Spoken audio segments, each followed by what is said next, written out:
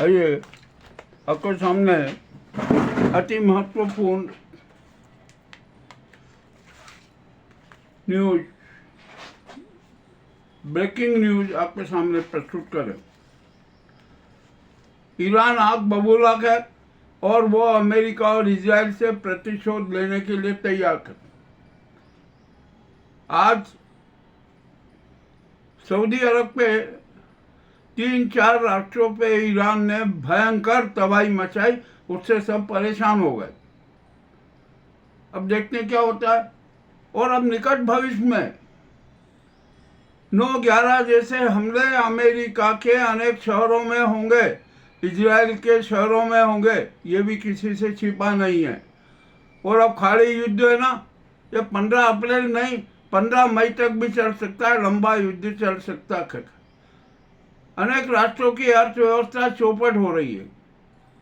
America के जो pentagon है ना, उसने एक बहुत बड़ी योजना बनाई है। उन्होंने कहा कि होर्मुज़ पर अधिकार करना है, ईरान के 3-4 जो तेल और गैस डिपो के केंद्र हैं उन पर अधिकार करना है, और इसके लिए ईरान पर भयंकर से भयंकर हमले जल, थल और नभ से किए जाए। अब देखते हैं क्या होता है। मगर ईरान ने भी बड़ी वो कसम खा ली है कि हम किसी भी तरीके से अपनी आत्मरक्षा करेंगे, और करना चाहिए और करना पड़ेगी। तो उसने कम से कम 1 करोड़ सैनिकों का लक्ष्य रख दिया है। 50 लाख तो मौजूद हैं ही, और 50 लाख नए सैनिक भी तैयार करें, सड़कों पर उतार दिए। अब देखते हैं अमेरिका का और इजराइल की पैदल सेना कहाँ तक लड़ाई लड़ती है। मुझे तो लगता है कि अभी जो पेंटागन ने कहा ना कि हम 10,000 सैनिक भेजेंगे, मेरा ख्याल है कि 10,000 सैनिकों के शवों की प्रतीक्षा कर रहा है।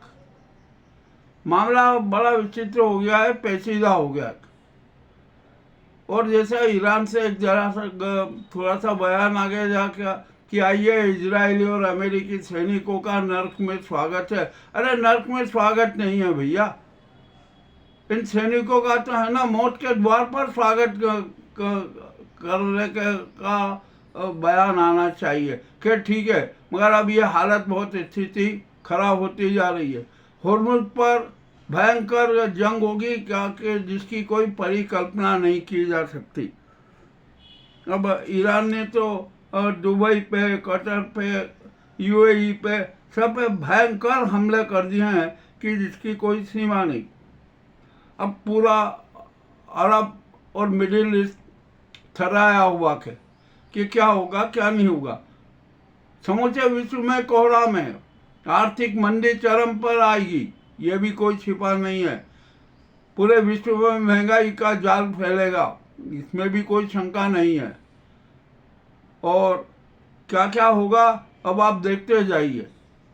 और मुझे तो बड़ा अफसोस होता है कि भारत की विदेश नीति भी फ्लॉप हो रही है। भारत भी है ना अब इजराइल और अमेरिका की कैंप में शरीक होने जा रहा है। ये भी एक बड़ी दुखद बात है। जो भी है उसके भी गंभीर परिणाम हमें भुगतना पड़ेंगे। अब आइए, ट्रंप की स्थिति तो और खराब हो गई है। करीबन लगभग 1 करोड़ अमेरिकन लोगों ने 22 स्थानों पर प्रदर्शन किया ट्रंप के खिलाफ कि ट्रंप ने अमेरिका की सारी इज्जत मेट कर दी, सब कुछ तबाह कर दिया। तो अब ट्रंप क्या करेंगे। अब महाभियोग का प्रस्ताव भी आ रहा है। महाभियोग का प्रस्ताव में मतदान हो गया और इनकी रिपब्लिकन पार्टी में भी 2 फाड़ हो गई है। ट्रंप के विरोधी बहुत अधिक हो गए हैं, तब ट्रंप को त्याग पत्र देना पड़ेगा।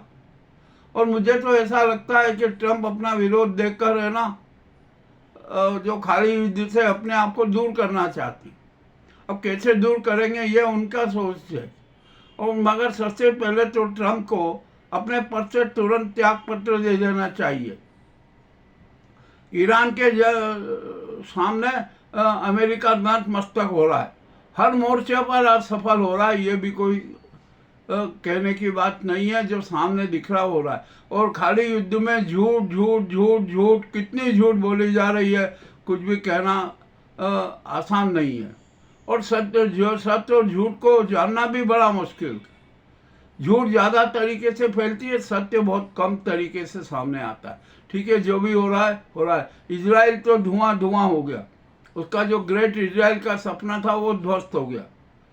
और अब तो नेतन्याहू के खिलाफ भी ईरान में जनता भड़क उठी है, उनको भी पद से हटना पड़ेगा, त्याग पत्र देना पड़ेगा, और वो सुरक्षित नहीं है, ये भी आपको बता दूं। अब तो अमेरिका की जनता भी कह रही है कि ट्रम्प को है ना युद्ध अपराधी घोषित करे, आईसीसी करना पड़ेगा। अब तो जो हुआ है ना, जिसकी कोई सीमा नहीं। और अमेरिका 9/11 जैसे एक नहीं अनेक हमलों के लिए भी तैयार रहे। अब तो भयंकर हमले होंगे और जिससे अमेरिका तहस नहस हो जाएगा, बर्बाद हो जाएगा, उसकी अर्थव्यवस्था चौपट हो जाएगी। अब यहाँ पर आ जाइए, भारत में भी बहुत बड़ा संकट आने वाला, इतना बड़ा संकट आएगा कि जिसकी हमें शायद परिकल्पना नहीं है। अब कर लीजिए परिकल्पना, संकट तो आने वाला।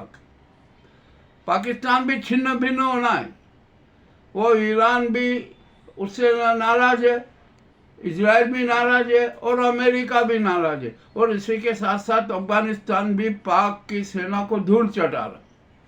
अब तो ऐसी स्थिति में पाक के सामने एक ही विकल्प बचता है कि भारत पर हमला करे या भारत के साथ छेड़खानी करे।